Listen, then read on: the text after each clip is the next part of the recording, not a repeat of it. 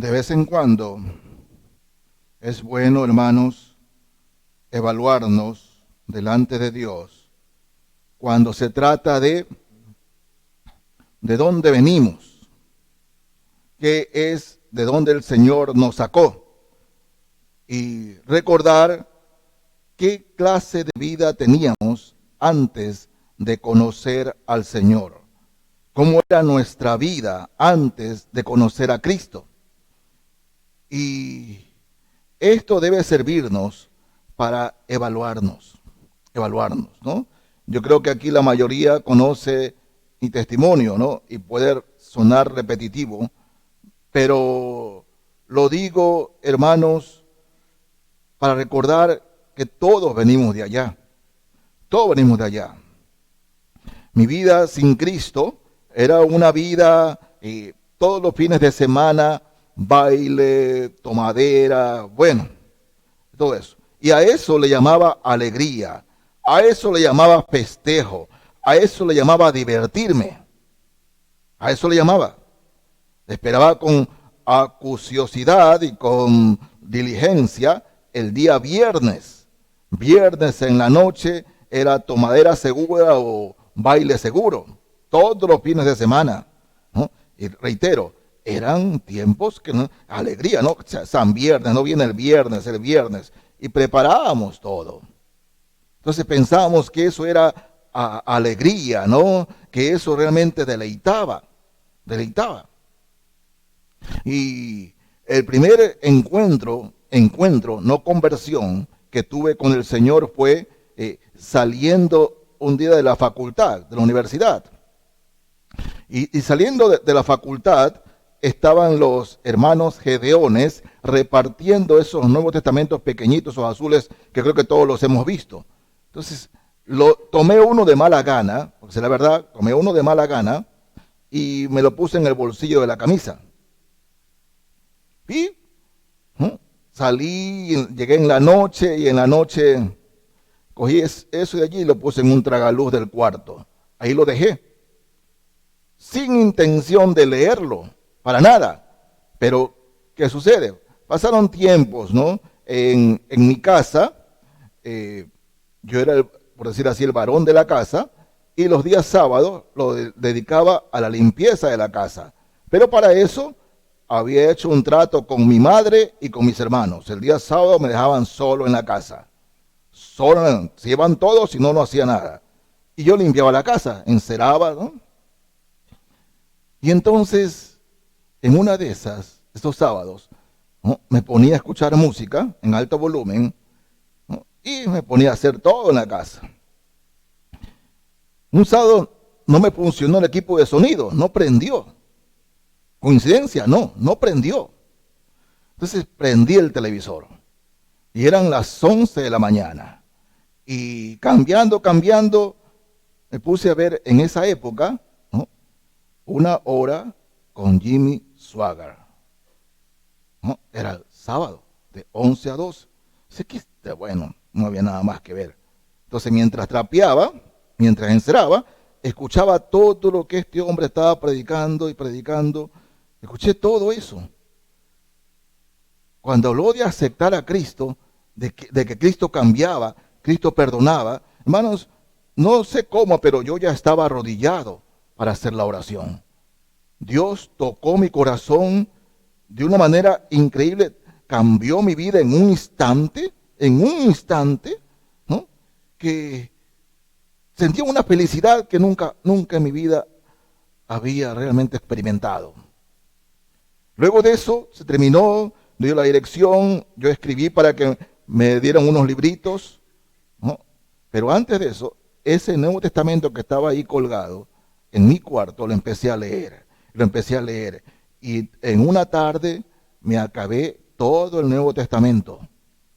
Lo leí todito en una tarde. Maravilloso. Estaba lleno de la palabra de Dios y mi madre me veía que estaba llorando. Lloraba. Cuando mi madre, ¿qué te pasa? No me pasa nada. Le hablé de Cristo. Y cogí unos muñecos que mi madre había colgado también en mi cuarto, de María, todos esos muñecos cogí y los rompí en el patio. Y con los muñecos, todos los discos que tenía de música, esa música, todo.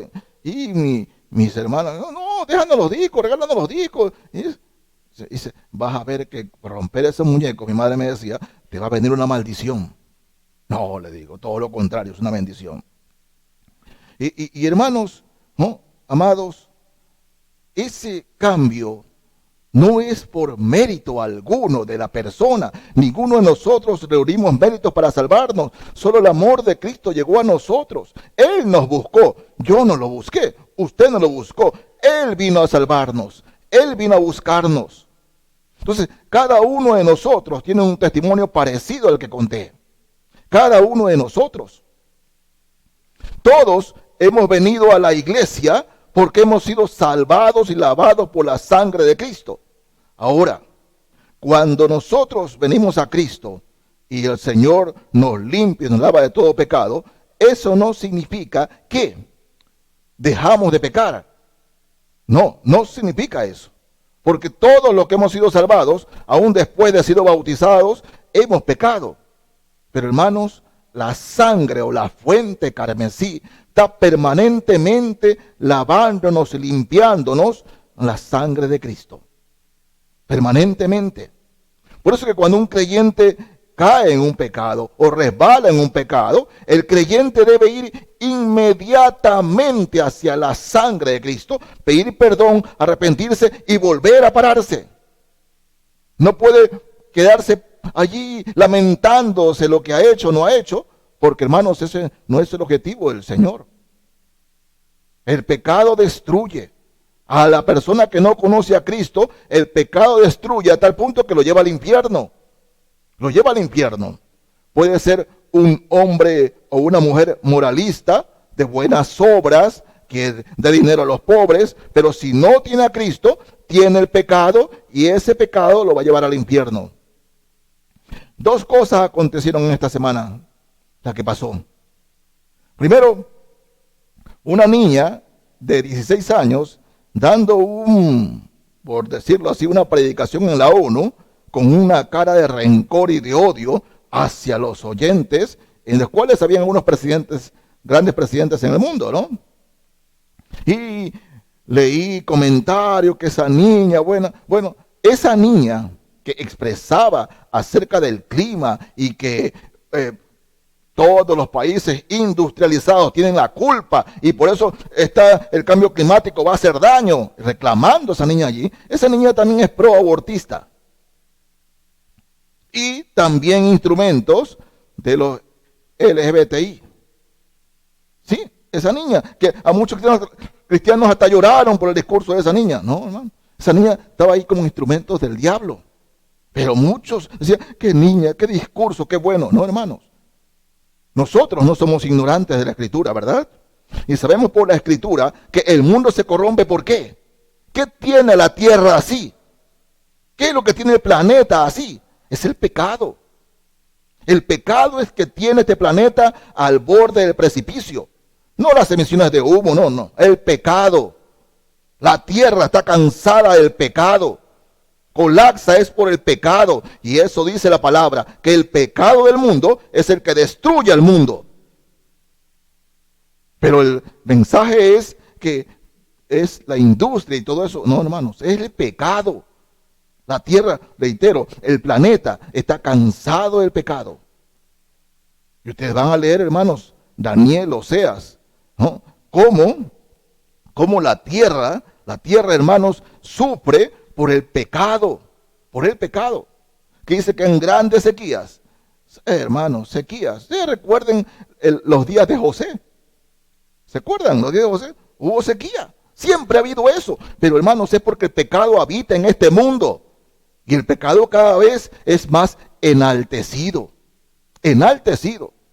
De hecho, hasta, les digo de verdad en mi corazón, hasta miedo tengo de las iglesias evangélicas de ahora, nuevas iglesias evangélicas, que están hablando de que el pecado no se debe pronunciar en una iglesia, porque pronunciar el pecado es falta de amor hacia la gente. Y que hay que ser una buena persona, y que hay que ser una buena gente, y que no hay que mencionar el pecado. Dios mío, es una cosa increíble. Llamados pastores, llamados teólogos, todos estos se hacen llamar, hermanos, de alguna manera. Y están al frente de disque iglesias y enseñan estas cosas. Pero hermanos, el pecado fue y es nuestro enemigo en cualquiera de sus formas. Es nuestro enemigo. Miren, recordemos, vamos a Romanos. Carta a los Romanos, capítulo 3. Romanos 3.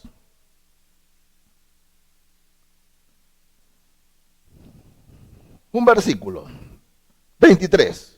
Dice, por cuanto todos pecaron y están destituidos de la gloria de Dios. Se refiere al hombre, ¿no? A la humanidad. Todos pecaron, todos estamos destituidos originalmente en justicia de la gloria de Dios. Todos, todos, todos. Y capítulo 6 de Romanos también, el verso 23, dice, porque la paga del pecado es muerte. Es muerte, dice, mas la dádiva de Dios es vida eterna en Cristo Jesús, Señor nuestro. O sea, el pecado es lo que nos trae muerte, muerte. Y hermanos, no puede ser que a través de eso los creyentes podamos creer que puede haber pecado sin ningún problema, sin ninguna dificultad. Si un creyente está pecando o vive en pecado, hermanos, ese pecado poco a poco lo irá destruyendo. O a veces no poco a poco. Ustedes leen, por ejemplo, lo que cada primer domingo de mes acerca de la lectura de la Santa Cena, 1 Corintios 11. Algunos ya murieron y otros están enfermos, o sea, por el pecado. Si alguno de nosotros peca, no debe demorar ni siquiera esperar que llegue la noche, sino ir a toda velocidad ante la cruz, confesar el pecado, levantarse, limpiado por la sangre de Cristo. Y eso es lo que en la primera carta de Juan, el apóstol Juan nos dice. Fíjense, del verso 1, capítulo 2. Primera de Juan 2, 1.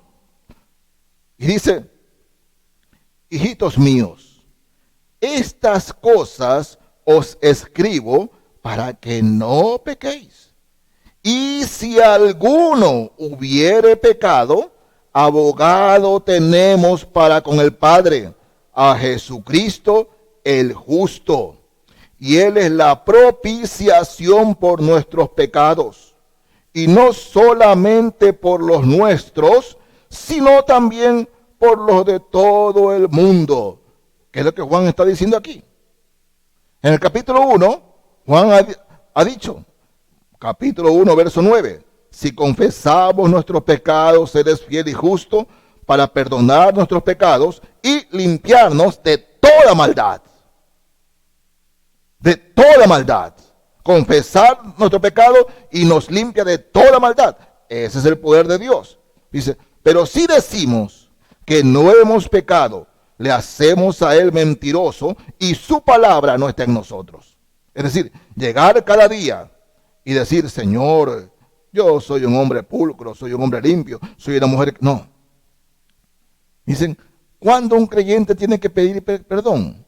Hermanos, ¿no? Cuando oramos en la casa, la oración que hacemos es, Señor, límpianos del pecado, aún de aquel que no nos hemos dado cuenta. Perdónanos, Padre, aún de aquellos que ni siquiera por aquí nos damos cuenta. Pero límpianos, Señor, perdónanos. Porque, hermanos, en Cristo, todos los días tenemos que ir ante el trono santo y que la sangre de Cristo nos limpie de todo pecado.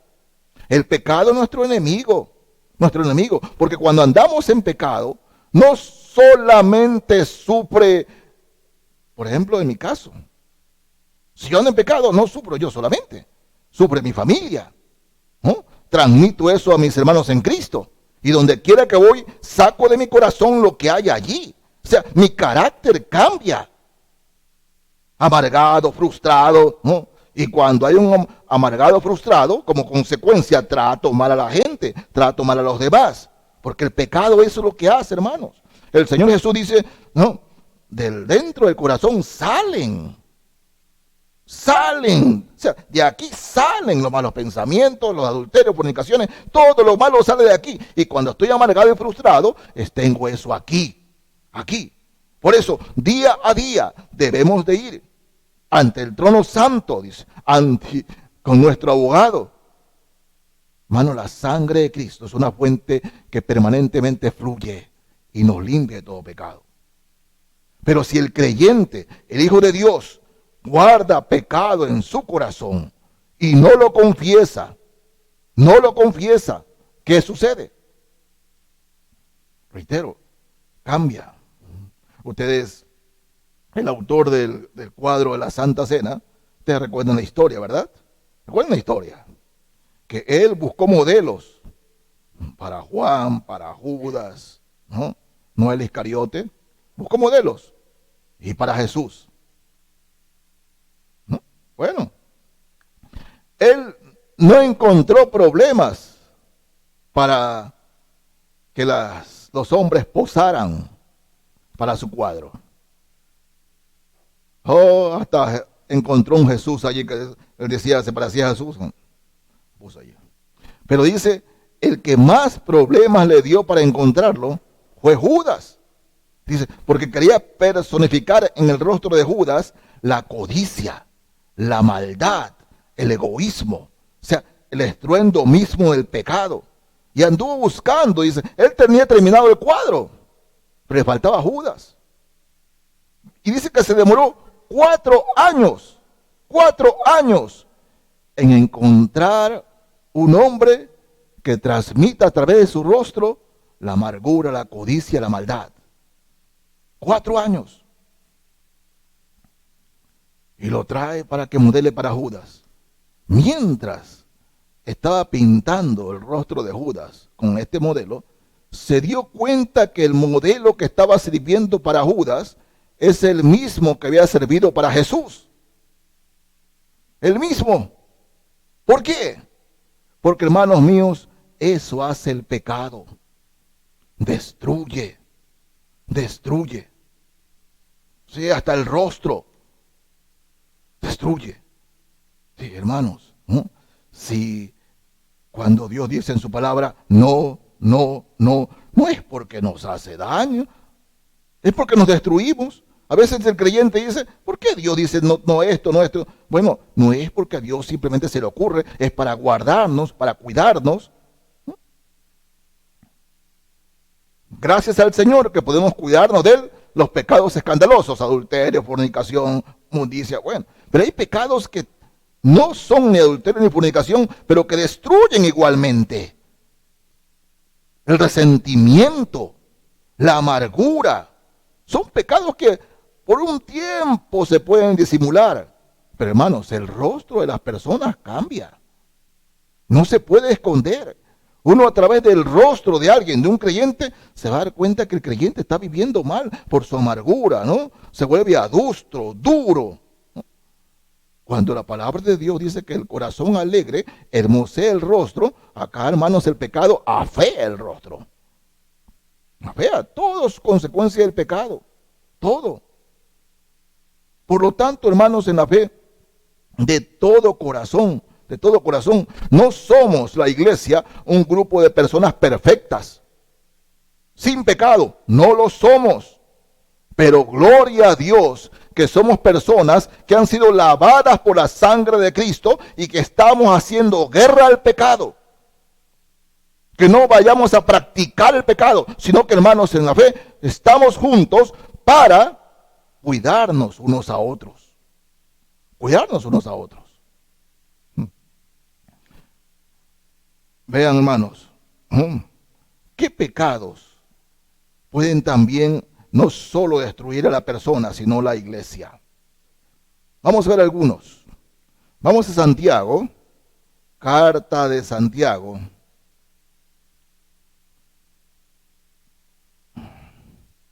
Voy a leer, hermanos, el capítulo 4, el verso 17. Voy a leer el 16 para tomar la idea completa, ¿no? Santiago 4, 16 y 17. Dice así la palabra de Dios. Dice: pero ahora os jactáis en vuestras soberbias. Toda jactancia semejante es mala. Y al que sabe hacer lo bueno y no lo hace, le es pecado. Al que sabe hacer lo bueno y no lo hace, le es pecado. Pastor, ¿qué es eso de saber hacer lo bueno? ¿No? Bueno, hermanos, en la iglesia hay cosas que hacer. El pastor pide cosas que hacer. Por ejemplo, usted, mi hermano o mi hermana, de repente tiene un resentimiento, una amargura contra alguien que tal vez no esté aquí en la sala, tal vez sea en su familia, sea contra un primo, sea contra un tío, una tía, no sé, siente un resentimiento contra alguien. Porque a veces pensamos que es solamente con los hermanos de la iglesia. No, no, cualquiera puede ser en el trabajo, tiene un resentimiento contra alguien. Y usted escucha la predicación y le dice, no debe guardar nada en su corazón, pero dice, no, no, es que usted no sabe qué me hizo esa persona. No sabe qué me ha hecho esa persona. Pero usted escucha la palabra y dice, límpiese de esa amargura. Usted no hace caso. Lee la palabra y la palabra le dice lo mismo. Límpiese de eso y usted no hace caso. Dice, usted está contento con guardar eso en su corazón. Está contento con eso. No, si yo tengo la razón. Dice, al que sabe hacer lo bueno. Claro que lo sabe. Se lo ha escuchado cuántas veces. Y no lo hace. Vive en pecado. Tiene pecado en su corazón. Tiene pecado en su alma. Entonces la amargura se apodera de ese cristiano. La amargura, la insensatez, las reacciones, en todo se ve el pecado de esa persona. Y no se contenta, hermanos, cuando guardamos pecado, no nos contentamos con que quede en nosotros. Tratamos de transmitir el pecado a los demás. Eso hace el pecado. No destruye, reitero, a la sola persona, destruye a los demás, a los que están a su alrededor. El pecado es nuestro enemigo. Y al que sabe hacer lo bueno y no lo hace, es pecado. Ahora, regresemos a Romanos, pero ahora el capítulo 14. Hablando del pecado en los creyentes, hermanos. Romanos 14. Leo el verso 23. Romanos 14, 23. Dice así: pero el que duda sobre lo que come es condenado, porque no lo hace con fe. Y todo lo que no proviene de fe es pecado. Todo lo que no proviene de fe es pecado. Sí. Sí, mi hermano. ¿Qué caso puede darse eso de que todo lo que no proviene de fe es pecado? Miren, mis hermanos, cuando hacemos algo para el Señor, y eso debe ser siempre, hacer para el Señor. Usted tiene un amigo, una amiga, ¿no?, que tiene años de compañero suyo. Un vecino o una vecina con quien siempre conversa. Pero usted nunca le ha hablado del Señor. Decían antes que 2 casos se dieron esta semana. La predicación de esta niña en la ONU y ayer la muerte de un cantante famoso. Y veo en los medios esto de internet, veo cómo se lamentan la muerte de este hombre. Yo digo, el mundo puede hacerlo, pero el creyente, se murió este hombre. ¿Cómo se llama? José. Pepe, se murió. Ay, qué pena, el mundo ha perdido cristianos. Qué linda voz. Oye, eso no es. ¿Dónde fue ese hombre que debe importarnos? ¿Dónde está ese hombre? y ponen la foto de otros cantantes que han muerto. ¿Dónde están esos? ¿Dónde están? ¿A dónde fueron? El creyente siempre tiene que trasladarse hacia allá. Ay, que murió. ¿Dónde va a ir ese hombre? Dice que ha sido su cantante favorito. Bueno, está en el infierno.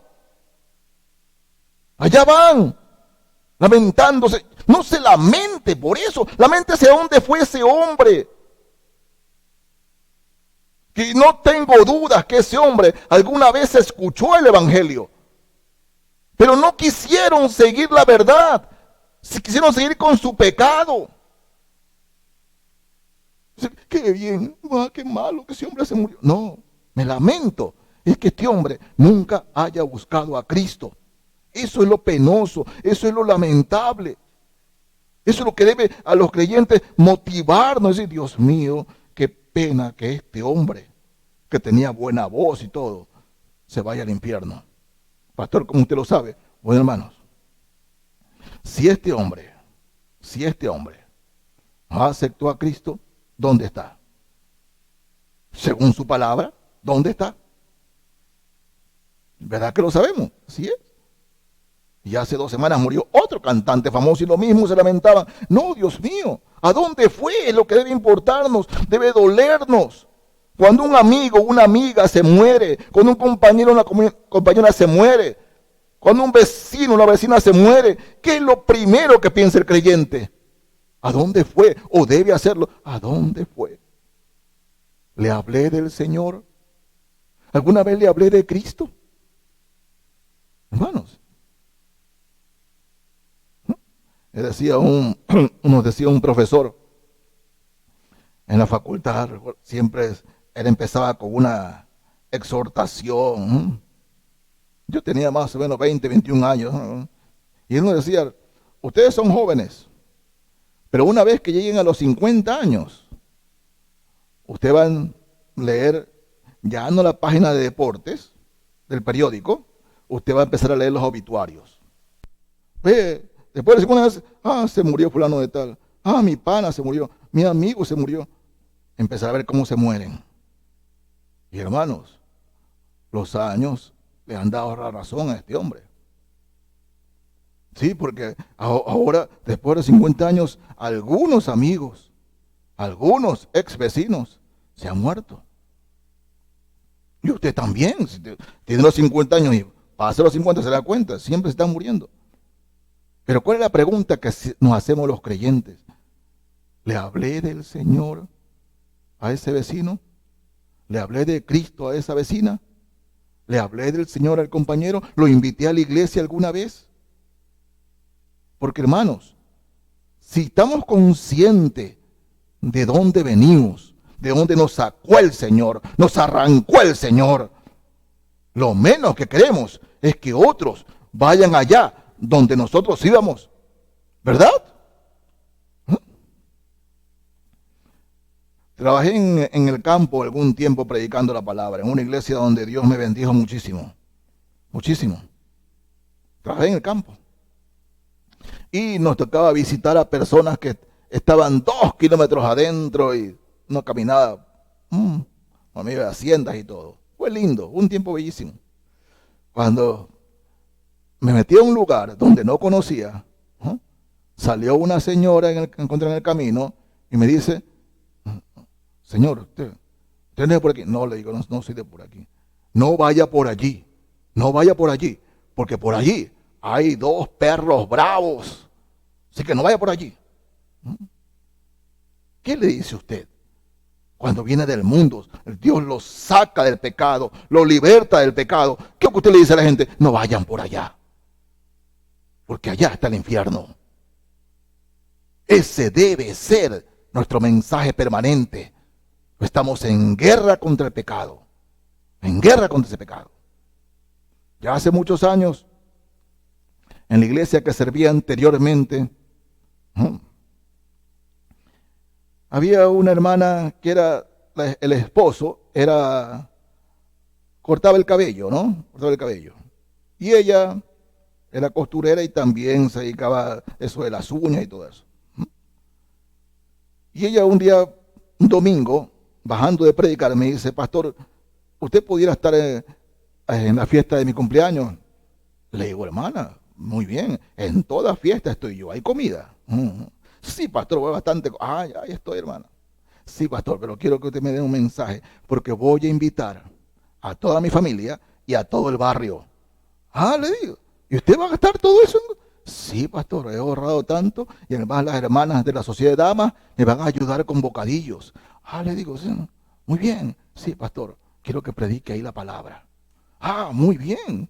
Hermanos, yo llegué, ¿no?, en un lugar en el suburbio.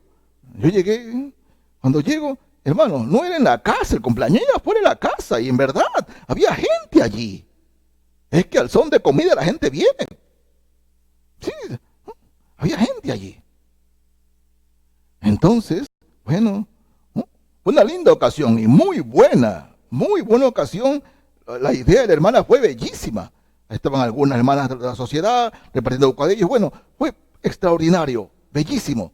Porque cuando hice el llamamiento para las personas que querían aceptar a Cristo, como 20 en ese barrio. Le digo, no le alargo más el asunto. En ese barrio se formó una iglesia con esas personas. Pero cuando llamé acá, ya terminé de hacer la oración y conversar con los que me han alzado la mano, se acerca una señora llorando y me tuvo por lo menos media hora conversando y sacando todo de su corazón. Entonces la hermana me mira, me queda mirando, porque la hermana, la que era el cumpleaños, la señora se fue. Entonces me dice, pastor, ¿qué le dijo esa señora? Le digo, hermana, estaba realmente compungida por su pecado, pero Dios la ha perdonado. Hermana, me dice, pastor, tenga cuidado con ella. ¿Por qué? Aquí en el barrio le dicen el estilete. ¿Y por qué el estilete, hermana? Porque la lengua es bien cortante. Le digo, hermana, pero bueno, si el Señor hizo la obra, el Señor la hace completa. La hace completa. Bueno, hermanos, hicimos en la iglesia, hacíamos siempre a las personas que se convertían una fiesta, ¿no? Dándole bienvenida y le regalábamos el Nuevo Testamento. Y fue esta persona a quien le conocían como el estilete. No le doy más adelante, mis hermanos, pero en esa época le regalábamos una Biblia a cada persona que traía 10 invitados a la campaña. 10 invitados.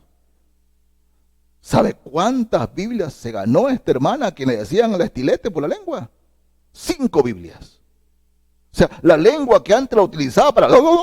ahora era de Cristo. Ya no utilizaba el estilete, sino la espada de 2 filos. Hermano, eso hace Cristo. Eso hace el Señor. No les digo el nombre porque esa hermana, algunos tal vez la conozcan, pero era la vida de esa hermana. Después de algunos años le dije lo que había pasado y me dijo, sí, pastor, con razón. Me lo decían con razón. Así que esa es mi vida pasada. Hermanos, eso hace Cristo. Eso es el poder de Dios. Solo el poder del Señor. Él cambia. Pero cuando, hermanos míos, nosotros en Cristo Jesús, que hemos sabido, entre comillas, que hemos saboreado el pecado, sabemos lo malo, lo amargo que es, y venimos a Cristo y estamos contentos ya con, yo soy cristiano, y no tratamos de traer a otros. El enemigo permanentemente trata de asediarnos y decirnos, ya invitaste a esta persona, no vino. Invitaste, no vino. Hermano, no nos desanimemos. No nos desanimemos. Sigamos y sigamos y sigamos. El Señor Jesús exhortaba a los discípulos, le decía, trabajad, no por la comida que perece, sino por la comida que a vida eterna permanece.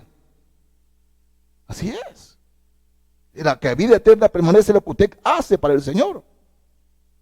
No os hagáis tesoros en la tierra donde la polilla y el orín corrompen. Haceos tesoros en el cielo.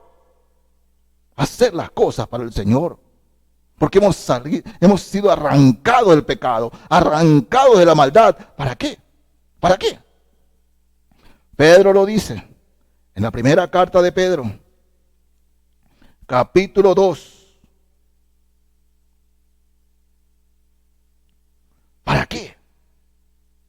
qué el Señor nos trajo? Nos libertó del pecado.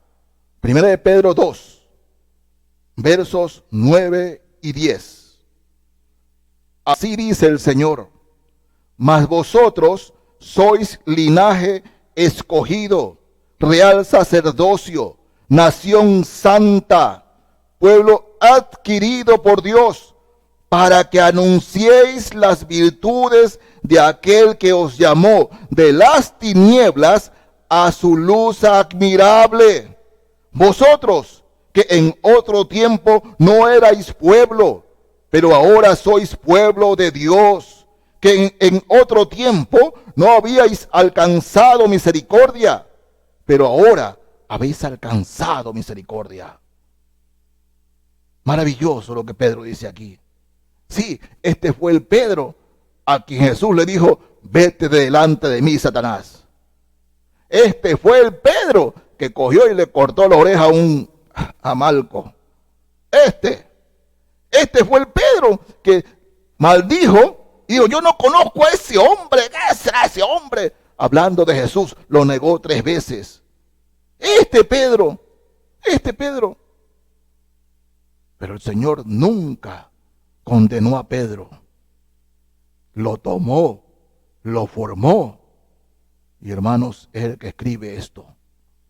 Mas vosotros sois nación santa, pueblo adquirido por Dios. ¿Para qué? Para que anunciéis la virtud de aquel que nos llamó de las tinieblas a su luz admirable. Para eso estamos. Ese es el objetivo de reunirnos, hermanos, y ser su iglesia. Por eso somos su iglesia, somos de Él, pueblo adquirido por Dios, para que anunciemos a otros su palabra, para que traigamos a otros, esos que están en tinieblas, llevemos la luz de Cristo y digámosles: por aquí es el camino, este es el camino, Jesucristo. Entonces, mis hermanos, en el nombre santo y bellísimo de nuestro Jesús, recordemos que Él es Señor, que Él es Salvador, y que no podemos sentarnos cómodamente con eso, ser salvos. Hay muchos que aún no lo son. Pero ¿qué están esperando? Tal vez solo una invitación. Usted no se da cuenta, pero tal vez cerca suya hay un amigo, una amiga, un compañero, una compañera que está suplicando porque usted lo invite a la iglesia o porque usted le hable de Cristo. Sí, hermanos, su palabra dice que de gracia recibiste, da de gracia. Y yo les pido y les ruego en el nombre de Jesús que recordemos de dónde nos arrancó Cristo, pero que hay todavía otros que no han sido arrancados. Así que en el nombre del Señor anunciemos las virtudes de aquel que nos llamó de las tinieblas a su luz admirable. Hablemosles de Cristo para que también sean libertados del pecado. Que Dios les bendiga, hermanos.